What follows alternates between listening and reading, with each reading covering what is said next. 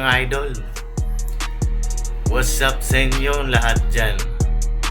Meron pala tayong tatatauhan mamaya.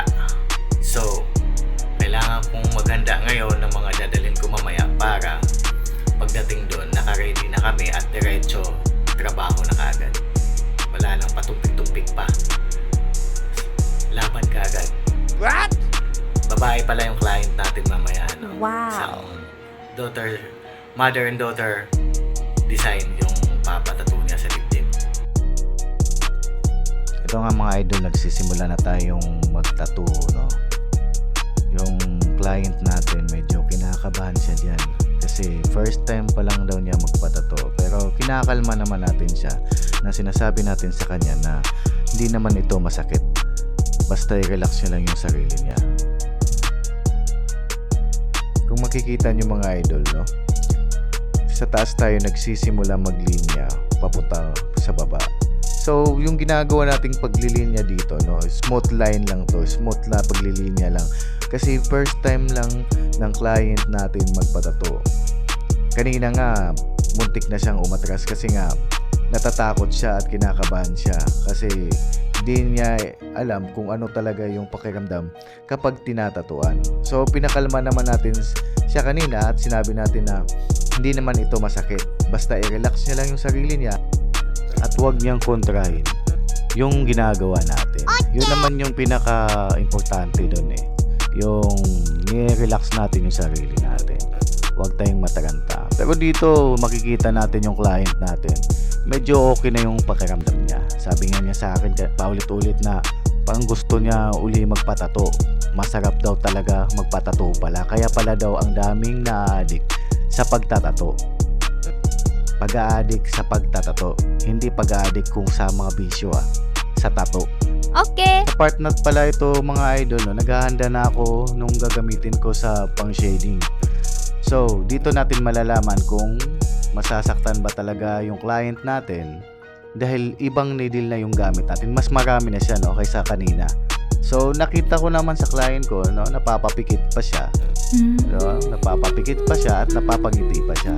So, sa tingin ko naman medyo na-adapt na ng client natin yung pain, kaibahan sa kanina nung nagsisimula pa lang tayo. So, tuloy-tuloy nga natin yung pagsi-shading dyan. So, kanina nung naglinya tayo, nagsimula tayo sa taas. Ngayon naman, sa taas pa rin tayo nagsisimula mag-shading papunta sa baba. Dahan-dahan lang yung pagsi-shading natin, no, mga idol, kasi yung client nga natin sa paulit-ulit na sinasabi natin, no, first timer lang yung client natin, baguhan pa sa pagpapatato. Kaya kailangan nating alagaan at dahan-dahanin para hindi talaga siya masaktan. Dinahan-dahan na natin yung pagsi-shading mula taas papunta sa baba. Yun. Kinamit pala ng needle natin dyan mga idol is 9RM.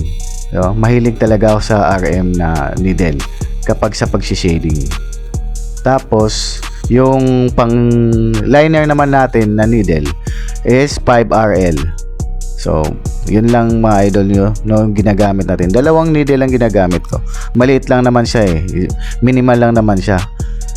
Talagang kailangan ko lang din talagang gumamit ng pang shading na needle dyan kasi nga, mayroon nga siya mga part na sa design na kailangan i-shading ng smooth shading.